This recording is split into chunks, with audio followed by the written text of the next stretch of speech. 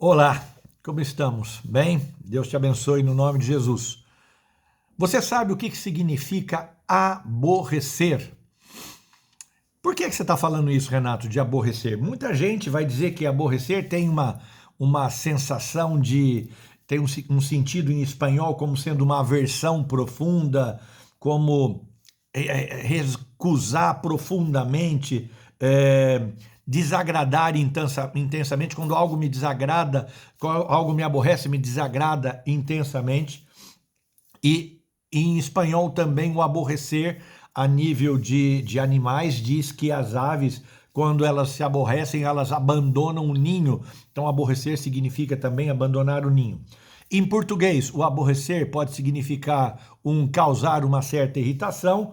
O aborrecer pode ser a pessoa está me aborrecendo, pode ser algo desgostando e pode ser também incômodo. Mas o mais importante que eu quero falar com vocês é que o próprio Jesus usou isso. E ele usou isso justamente para conversar alguma coisa entre eu e você. Então vamos imaginar eu e você conversando com Jesus e Jesus dizendo assim: olha, Renato, o negócio é o seguinte, se você quer vir até mim, ok? Se você quer realmente me conhecer, se você quer estar realmente de mãos dadas comigo, ter a mim como seu eterno Senhor e Salvador, se você quer vir até mim, você vai ter que aborrecer a sua família, você vai ter que aborrecer a sua vida, vai ter que aborrecer os seus bens e me seguir. E quando você me segue, você vai ter que fazer algo, você vai ter que pegar a sua cruz e seguir-me a mim. Então tem uma confusão tremenda no significado de aborrecer, no significado de ter uma cruz ou não, o que significa isso? Então eu vou tentar falar com vocês aquilo que o Espírito me dirigiu hoje em cima de duas verdades atuais agora. A primeira verdade atual é o que diz respeito à a nova maneira de algumas pessoas colocar na internet as frases de um grupo que está surgindo no meio cristão chamado Igreja Criativa, uma igreja chamada da cultura intencional das igrejas cristãs. Meu Deus, mas tudo bem, isso pode me aborrecer e não aborrecer as outros, claro. Então, baseado nisso, também eu quero falar sobre o fato de que pegar a minha cruz significa aceitar tudo e não reagir quando eu sou levado a uma situação de desgosto, quando eu estou sofrendo uma injustiça. O que eu tenho que fazer? Abandonar? Não, vamos tentar explicar isso em cima dessa parábola de Jesus.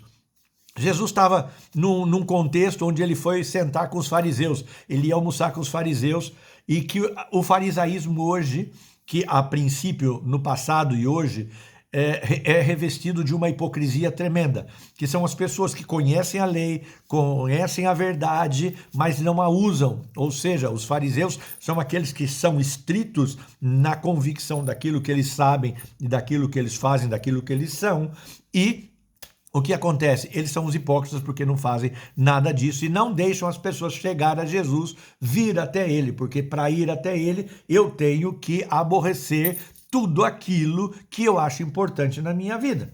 Então Jesus chegou para almoçar com essa turma de fariseus, essa turma de hipócritas. Eu espero que eu e você não estejamos nesse grupo de hipócritas. E Jesus, ao chegar lá, tinha uma pessoa doente na frente lá da casa onde ele foi almoçar, e ele perguntou para aqueles fariseus, era sábado: escuta, posso curar essa pessoa doente ou não? Porque por vocês, eu não posso curar no sábado, não posso fazer no sábado. Mas se um boi seu, se um problema na sua família, um filho se machuca, você vai deixar ele até domingo lá no buraco, caído no buraco, para depois socorrer? Foi e curou a pessoa. Ou seja, Jesus já começou a confrontar esses paradigmas. E aí ele solta para explicar o que ele tinha falado: se alguém quer vir até mim e não aborrecer a sua família, a sua esposa, os seus filhos. E aí algumas versões transformam isso em amar mais ou amar menos. Então eu queria explicar para vocês algo que eu procurei. No hebraico, a raiz da palavra aborrecer significa sané e significa odiar ao mal. Então, aborrecer é odiar o mal.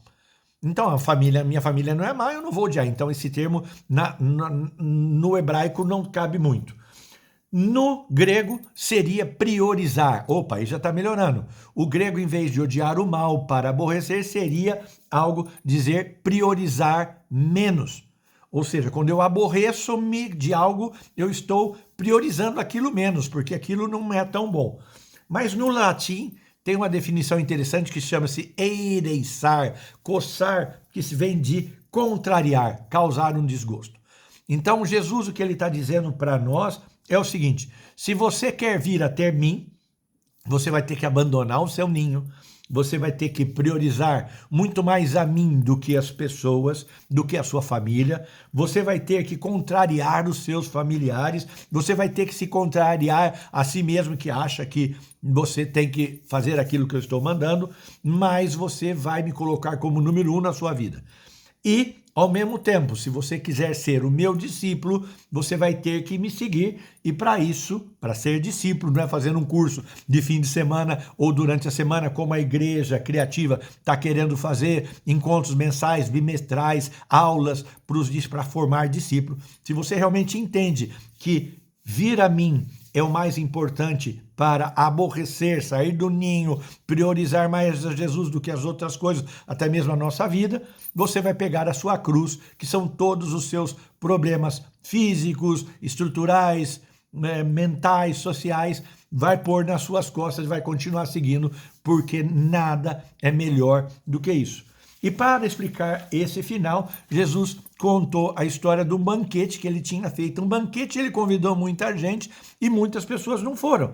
Ou seja, ele tinha um banquete gratuito para muita gente e era muito bom e ele não exigia nada das pessoas, só convidavam. O que acontece? Ele queria que as pessoas fossem, ao ir até o banquete, o conhecessem. E para o conhecê-lo, o que a pessoa tem que fazer? Ela vai ter que aceitar o convite. Mas algumas coisas nos impedem de aceitar o convite de Jesus, que são a nossa família, a nossa vida, as nossas posses, os nossos títulos, as nossas posições sociais, posições familiares, as nossas vontades, os nossos desejos, elas impedem-nos de seguir a Jesus, conhecer a Jesus primeiro, que é sair do ninho, aborrecer e contrário, deixar essas coisas e seguir Jesus.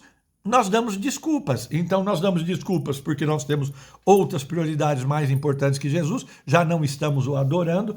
Nós vamos falar para Jesus, não vamos aceitar o convite dele porque nós temos outros investimentos, temos outras prioridades e primeiro, também nós vamos dar uma desculpa, porque primeiro é minha família, o amor à minha família, eu vou dedicar mais tempo a ela. E aí vem essa igreja primitiva, essa igreja não primitiva, igreja criativa, que tem colocado agora pessoas de coaches de marketing, ensinando igrejas técnicas de marketing, de como ganhar pessoas, e vem falar que ser cristão é obedecer à liderança de uma maneira tremenda de uma igreja local, aceitar aquilo e ficar naquele lugar fazendo o que aqueles líderes mandam, independente de conhecer ou não a Jesus. É uma coisa terrível. Então, eles estão criando desculpas e frases feitas para que nós percamos essa intimidade com Jesus. E o que acontece? O convite que Jesus faz para todo mundo, e quando você dá desculpa, eu dou desculpa, e ouvimos essa igreja criativa, essa igreja intencional, o que vai acontecer? Nós estamos dando desculpas e deixamos o convite de lado. Aí Jesus falou, então busca todo mundo que não merecia estar aqui e que venham e que vão participar do meu banquete. E quem foi convidado não vai participar mais. Ou seja, dançou. Você não aceitou estar com ele, vir até ele, segui-lo, então, tchau, PT saudação. Você optou pelo seu caminho. Muito bem. Só que esse convite, que é gratuito, ele é gratuito, mas tem um preço. Por quê? Jesus começava a explicar e falou, quando te convidarem para um banquete, não busca os primeiros lugares, busca o lugar de trás, porque quando te chamar, você vai para o lugar de honra. O que significa isso?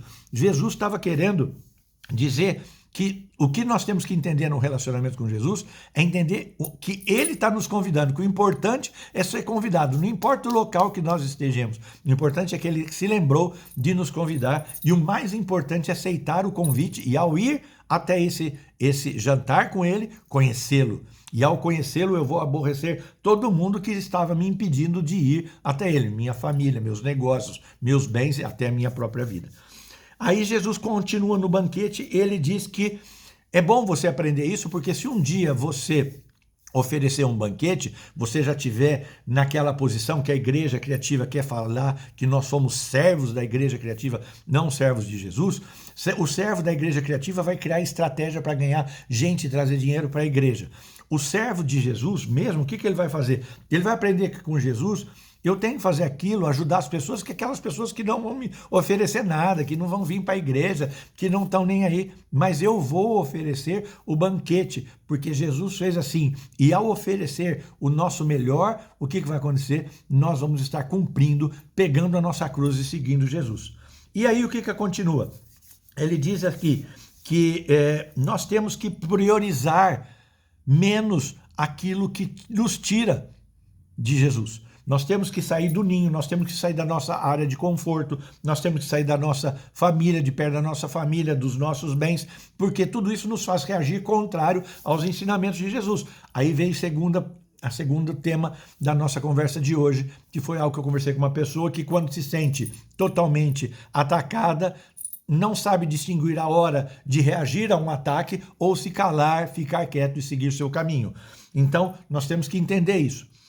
A outra coisa interessante que Jesus faz é que, para você aceitar o banquete, nós temos que pegar a nossa cruz e seguir a nossa cruz. Sabe o que significa? Morrer dia a dia, todo dia, mudando a nossa maneira de ser, nossa maneira de agir, nossa maneira de relacionar com o mundo, com as pessoas. Então, isso é pegar a nossa cruz. Pegar a nossa cruz não são os problemas que você tem, é sim matar o seu eu diariamente. E perder e abandonar tudo aquilo que nos faz sair de perto de Jesus. Se a gente consegue isso, nós estamos vindo até Jesus e seguindo a ele e se tornando um verdadeiro discípulo. E ele termina dizendo assim, dando 2 exemplos muito interessantes. Primeiro, se você for construir uma casa, se você for fazer algo, for fazer um plano, tem um projeto, antes de você fazer o projeto, você se senta, ou seja, se acalme, sente-se. Tem um sonho, sente, vamos falar sobre o nosso sonho. Aí você vai calcular o preço do seu sonho, o preço do seu projeto, quanto custa esse projeto, você vai analisar, vai verificar se você tem dinheiro, se você tem dinheiro suficiente para completar o seu sonho. E aí ele começa um outro, que nós só devemos lançar o alicerce dos nossos sonhos, dos nossos planos, das nossas atitudes, se nós tivermos capacidade para terminá-la. Ponto. Aí ele dá um outro exemplo nessa mesma trecho bíblico que ele fala sobre ir à guerra e vencer os inimigos. Às vezes você tem alguns inimigos que estão vindo sobre a sua vida muito difíceis, então ele fala, antes de você analisar e partir para a briga, analisa o seu inimigo, vê a estratégia dele, vê se você é capaz de enfrentá-lo. Se não é capaz, tenta um acordo, que é melhor você fazer um acordo do que brigando. Por que Jesus está dizendo isso? Porque nós achamos que pegar a nossa cruz é que quando alguém nos faz alguma coisa, nos maltrata, fala mal de nós e etc., o que acontece?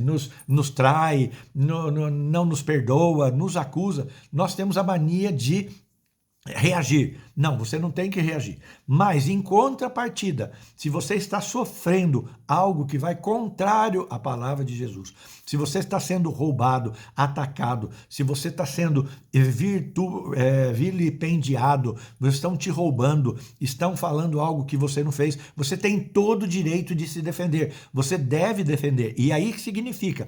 A sua defesa é como sentar-se e fazer as contas. Ao se defender, analise se você tem fatores, dinheiro significa o quê? Se os argumentos que eu tenho para me defender são valiosos ou não, e os guerreiros que você tem para enfrentar o seu inimigo, os guerreiros são os argumentos que você tem para enfrentar aquela situação. Se tem, vai, enfrenta, reaja e você vai vencer no nome de Jesus.